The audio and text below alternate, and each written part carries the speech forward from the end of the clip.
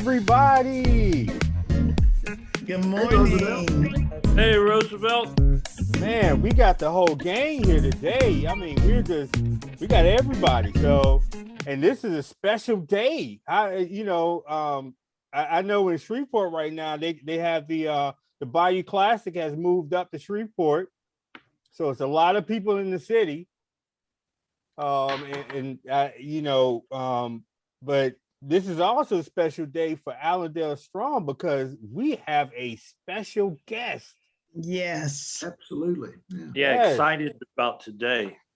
Oh, yes. We have somebody that we watched their videos for nearly the last 2 or 3 meetings for our learning experience during our meetings, because you know that we are a learning and doing community. So you have to learn about the problem to try to fix it. And the man that we listen to and learn from is Mr. Norm Marshall of Smart Mobility. How you doing today, sir? Doing great, thank you. Glad to be here. All right. Well, Mr. Norm Marshall, can you introduce yourself and tell us a little bit about yourself, sir? Sure. Well, I live in Vermont, and I'm moved my office home with the pandemic, so I'm recording from my home. But my wife and I and our dog live here, and we're empty nesters, 4 kids away. So there's lots of space here. I guess we never had all 4 kids at once, but it's in this house. But in any case, I'm happy to be, I've gotten used to this whole Zoom world, and it works out fairly well for me because living in Vermont, it takes me a while to get to a place like Shreveport. And now that people are used to just having me appear in a box, it saves a lot of time traveling. So I've been getting a lot of work done. So I enjoy that part of it. Smart Mobility has been around for almost 20 years, well, 20-year anniversary this fall. And at one point we got up to 6 people, but over time people drifted away. And when the pandemic hit, it was just me. So I moved my office home.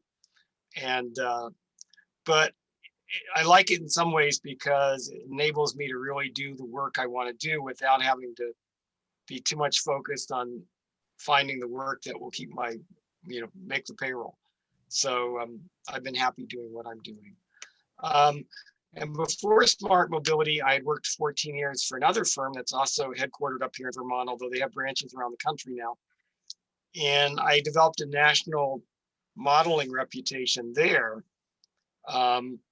But over time, I started having my own ways of doing things. They do a lot of work for the DOTs, and they weren't happy with me working against Department of Transportation projects because I don't know if you've tried to look for local engineers, but nobody will work against the DOT because that's where the bread and butter is.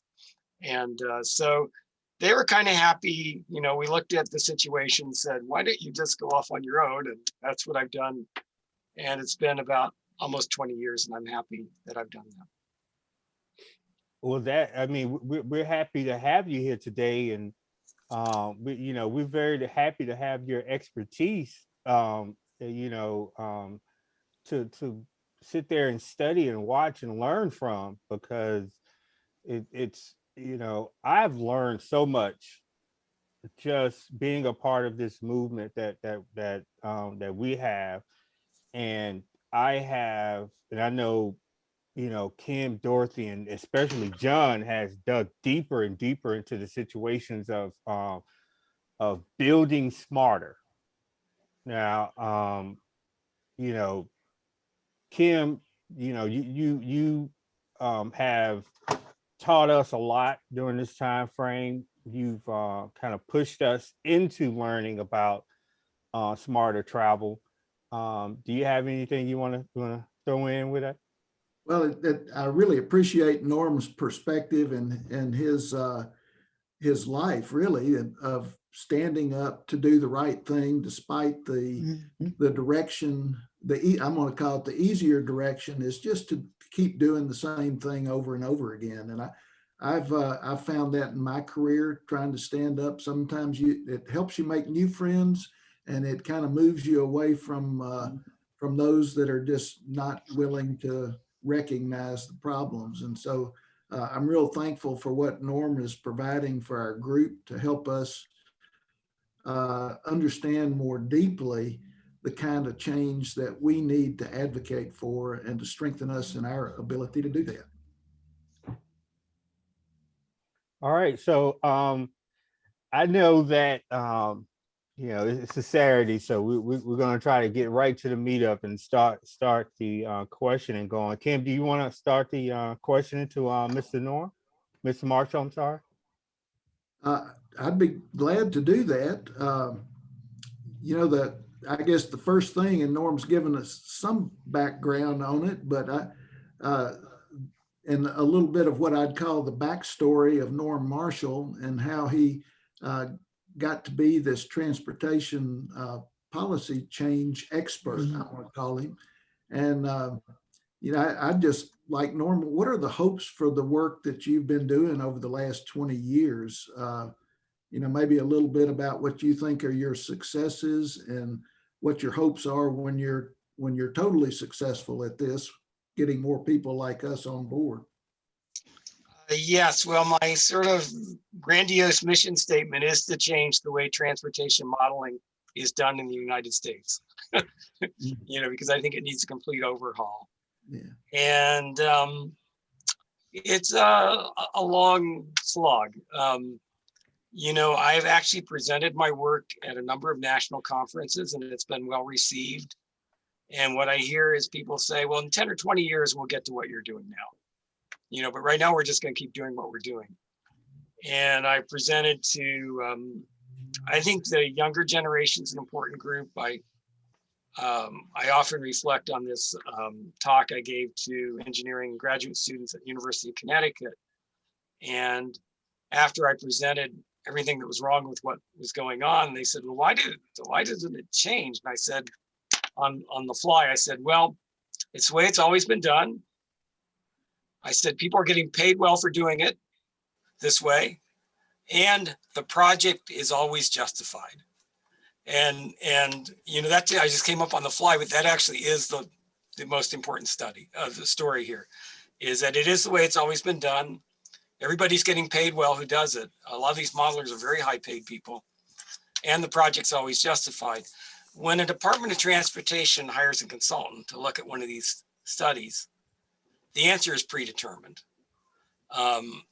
What these people working in this field call it is they call it environmental documentation.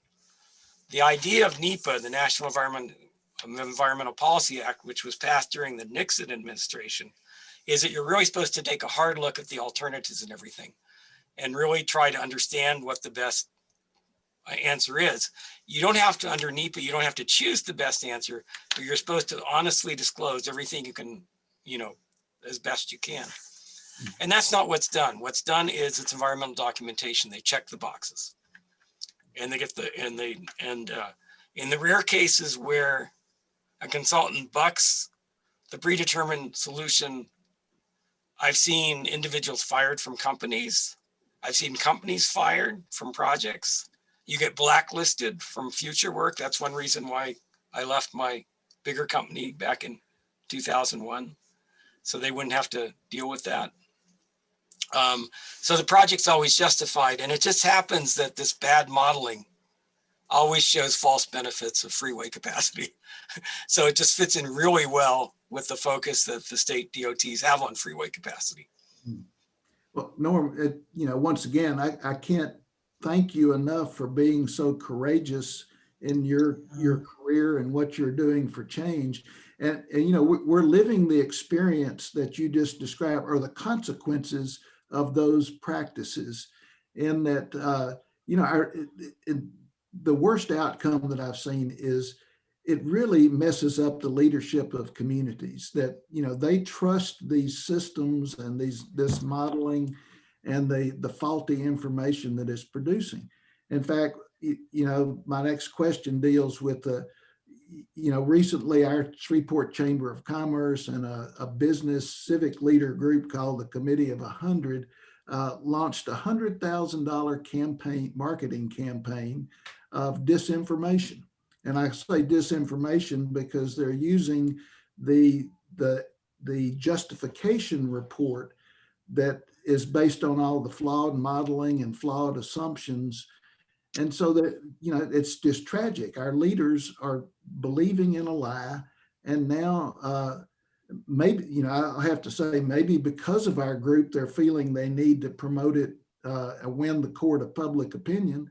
So they're all pulling out all the stops, spending all the money they can on a marketing firm to convince our citizenry in Shreveport that their future is based upon these lies. And so, I'm just wondering, have you encountered this kind of, I call it leadership blind determination in any of the 30 states, and maybe it's more than that now, where you have worked? And then related to that, what have other communities done to try to change their leadership mindsets to reality, I guess, for the future? Yes, I think what you're seeing is by far the most common situation. What the locals, like you said, they tend to believe the information given them because they think, they should believe it. And then secondly, they generally feel like if this project doesn't go forward, the money will go somewhere else. We won't get anything. That's the other. And sometimes those threats are made very explicit. The DOT will say, if you don't go, like somebody will say, well, a downtown group might say, well, couldn't you change this a little bit? And they'll just come down and say, we're not going to change it a bit, or we're taking that money down to the other side of the state. And I mean, they're used to being able to get away with that. So it's been relatively rare where I've seen the business community in a different way. I did, right at the time, 20 years ago, I was starting the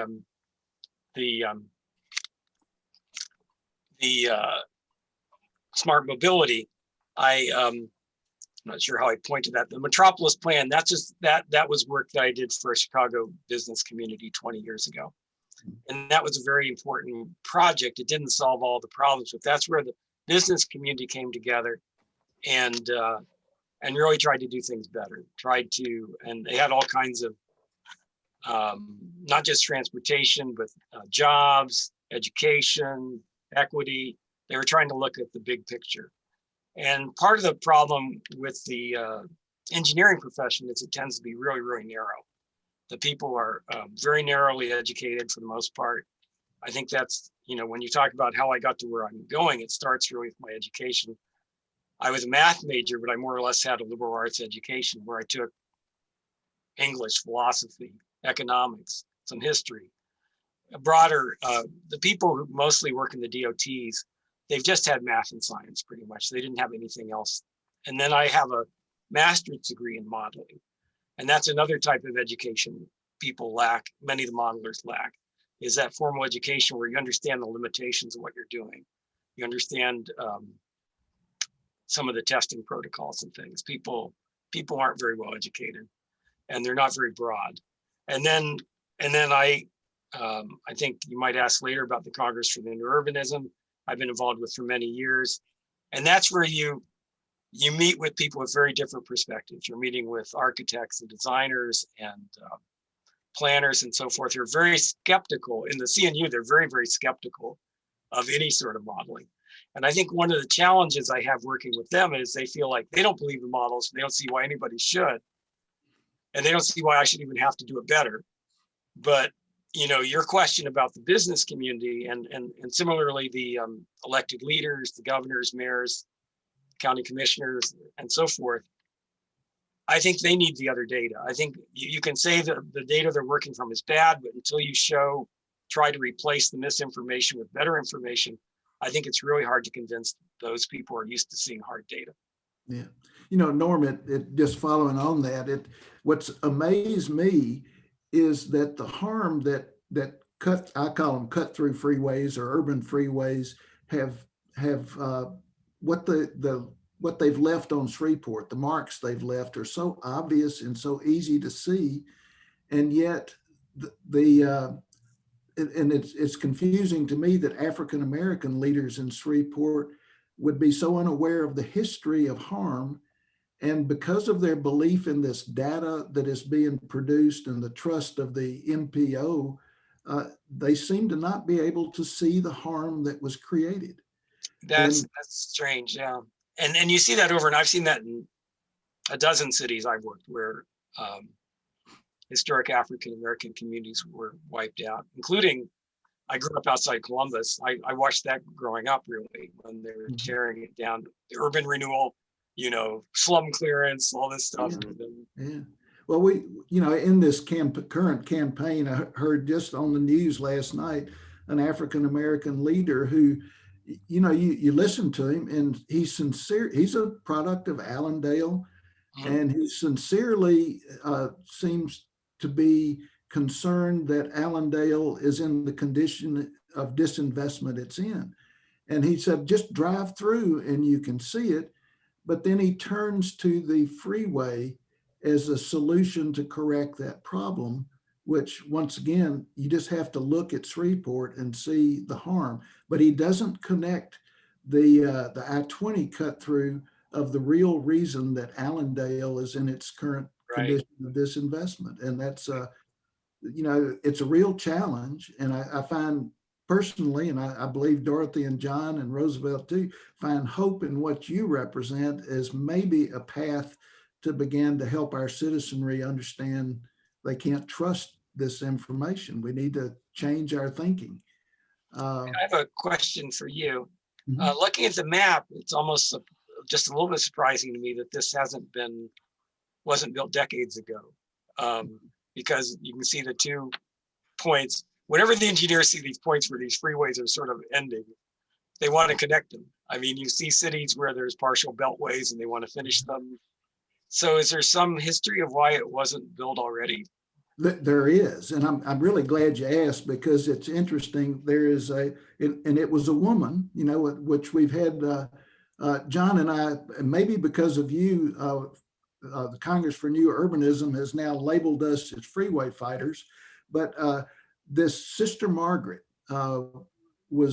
Sister Margaret McCaffrey was serving the Ledbetter and Allendale neighborhood and working on, when the threat of the first time they were talking about this, she rallied business and civic leaders, and because of her influence and perseverance, we all thought that the project had been killed. In fact, it had been killed twice, and the federal highways had declared that the loop would be I-49 through the city. And then, I guess 2009 or 10, an African-American state representative resurrected this project, and, but we thought it was dead. But it is interesting. And they're even now promoting that the only gap we have in I-49 connecting, they say Lafayette and Winnipeg, is this 3.5 mile stretch, which is a lie, because we know there's hundreds of miles in Arkansas, and, and it's just, I guess they have made a cartoon television advertisement, reflecting that issue. Well, the whole history of the interstate highway system, Eisenhower, who, it was passed under, he never really thought that the freeway should go through the cities. He saw it as a way the idea of the interstate highway system was, it was Cold War. It was passed in the Cold War, and the idea was they needed it to move the troops around the country to defend us, and they needed to evacuate the cities in case of nuclear attack. That's really what it was designed to do. It wasn't designed to be an everyday commuting thing right through the heart of the city. And the cities bought into it because they had this idea that it was progress, and if they didn't allow the freeways right into the city, they'd be left behind somehow. But of course, what happened was quite the opposite. It just enabled all the economic activity to move out, and for the people with money to move out. And the cities all became economically depressed. And then in addition, as we already mentioned, certain neighborhoods, primarily minority neighborhoods, were particularly impacted. Business districts destroyed. Often they built them right on top of the main business district of the minority community, and just leveled it and then divided the remaining residential community by either an elevated freeway or a depressed freeway. and that damage is still apparent throughout the U.S. Norm, I'm just wondering if you can help us understand how our MPO NL COGS justification study for the cut-through freeways is showing false benefits. One of them that they keep touting is this 800, and I yesterday on the television news, it was now grown to $860 million annual impact. That's one of the key factors that they hold as an illusion. Mm-hmm. Well, they always talk about time savings, and generally it's future time savings rather than current time savings. And these models in the future, what they do is they always exaggerate how much traffic there'll be in the no build situation. They exaggerate that, and they exaggerate how much delay will be caused by it. And then they underestimate how much traffic there'll be in the build situation. So they underestimate the delay there, and so they have two errors. They have errors on both of those, and then they come up with the difference, and then that's a much bigger error because it's kind of the compound error of the two pieces. Yeah. And those videos you watched, I get into some of the details. People always say, well, can't you explain this in 2 minutes? And I can't. So I give you credit, you sat through more like 60 minutes of my narrated PowerPoints, but that's how long it takes me kind of to explain everything. But I gave you the very brief thing is that there's errors in how they calculate the no build condition, there's errors in the build condition, and then there's compound errors when you subtract one from the other. Yeah. Well, in looking at their report, and one of our friends and your friends, Chuck Marone, has suggested to John that even though Chuck has written 3 articles totally discrediting the report, he suggested that John and I go back through the report and get even more detailed.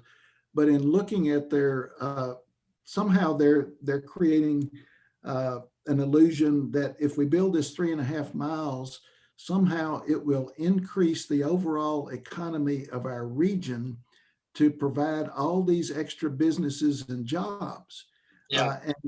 And since 2008, I think it is, we've lost 13,000 jobs, and we've gone from 207,000 people down to about 185,000 people. And so the belief, that's underlying it, and of course, there's no explanation. It's just everybody jumps up and down about $800 million. And it's just, it's so ridiculous that it's hard to understand how our well-educated, really good leadership is falling for that. Yeah, so I focus more on the travel time piece of it, but my feeling is, and I've seen this places. I don't consider myself an expert on economic studies, but these are the same kinds of firms that go in and tell people that the stadiums will, create all these jobs and the this and that. I think crooked might be too strong a word, but I think again, though, as I said, with what I see in the modeling, it's the way we've always done it. We get paid well for doing it, and it justifies the project. I think it's the same thing. Yeah. They need a big number, and they produce a big number, and it's interesting. I'm involved in a lawsuit in Florida, working for some environmental groups against a very large developer, and we've been doing it online, which is good, so I don't have to be down there. And they have an economic consultant talking about, the developer has an economic consultant, and they've got challenged by, well, when you're working for somebody else, didn't you say the exact opposite? And, they kind of got caught. So, unfortunately, the consulting world is just ripe with people who tell people what they get paid. They're paying them for what they want to hear. Yeah, I've had some of that pushback too. If you, and it may be why local experts are so overlooked, is because they're so committed to their community, right, that they're going to tell the truth as right, opposed to what they're paid to do. But, another issue that maybe you can help us with is that, and I'll credit our learning community with NLCOG deciding that they needed to do a fifth build alternative, which, my understanding, and you can confirm or help straighten me out on this, but that the consultants are supposed to compare all their build alternatives to a no build. And so whether we were making progress or not, they created this build alternative 5, which was essentially taking our no build option, which is the current loop, and putting a build option over it. Yeah. And their build option would widen the 4-lane existing loop, freeway loop, to 6 lanes, including going across our water supply lake. Right. And rebuilding an interchange south of town, and doing all this stuff that seems unreasonable, but it's confused the public. They've now made the in the public's mind, they've made the no build option cost $1.3 billion, which it costs more than the cut through freeway. And I've heard more than one leader say, well, there's no choice. We must go the cut through route because of this cost. So can you give us an idea of how we expose that, or, we watched your videos that really give us good insight to that. Yeah, I think this is, again, a standard operating procedure. I'm involved in a project in Denver where they're doing the same thing, except there, I think they want to widen one road, and instead of that, they're saying they're going to have to widen this other road to, I think, 10 to 12 lanes. I forget. I don't think they even analyzed it, and then they just came up with this huge number. It's several billion, I think. And so that's what they do. But underneath, they absolutely should analyze a no-build alternative. And given the interest of the community, they should also analyze your non-freeway build alternative, whatever that is. Yeah. And maybe more than one of those. And they should be carried all the way through the analysis. Often the game they'll do is they'll screen them out early. They'll say it won't meet the purpose and need. I haven't really looked at the detailed documents, but the purpose and need probably says you need a high-speed connection between point A and point B, and therefore, we won't meet the purpose and need. Yeah. But then that gets challenged. So,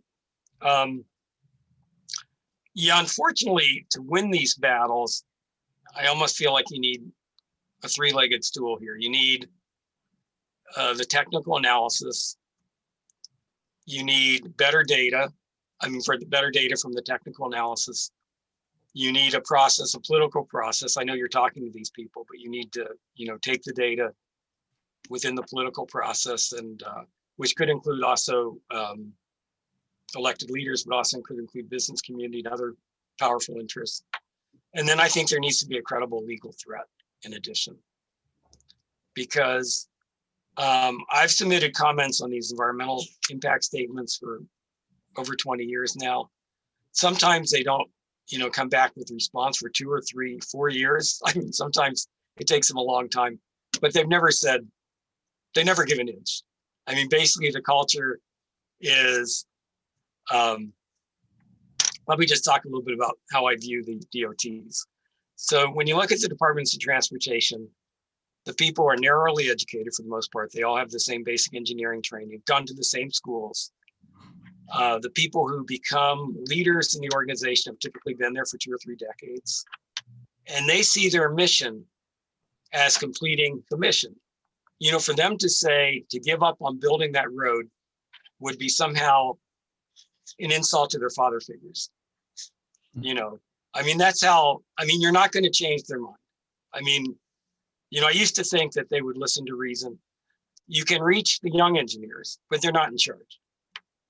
You're not going to reach these older engineers. So you need to reach, but you need data, because you need to reach other people, other important people in the community. And you also need to have a credible legal threat. So one thing I've seen done, for example, in California, I made comments on a road widening, and they do what they call a litigation risk analysis, the Department of Transportation.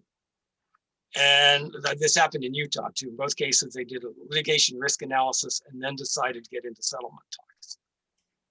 because they didn't think they were going to win in court. And so, and then there's a chance maybe to do something else. And I do think that something more like your alternative is really important, both because presumably it would help the community. I haven't studied it, but also because, as you've seen, that until some issue like this is resolved, it'll just keep coming back every 10 years. Yeah. You know, it's not until something else gets constructed that you can kind of check that box off and make it go away, at least for a bit longer. Well, it is a breath of fresh air. But yeah, the DOTs have a long history of waiting people out. You know, if you have a governor who's in your way, or a mayor who's in your way, or even a president in your way, you know, this project, you know, I guess even since it got renewed, it's been going on about 10 years. I mean, these are kind of long-term things. Whether the whole direction can be changed, it's a little bit too soon to say, I think.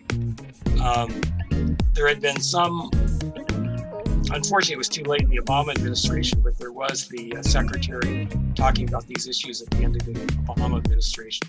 Obviously when Trump came in, that initiative got dropped.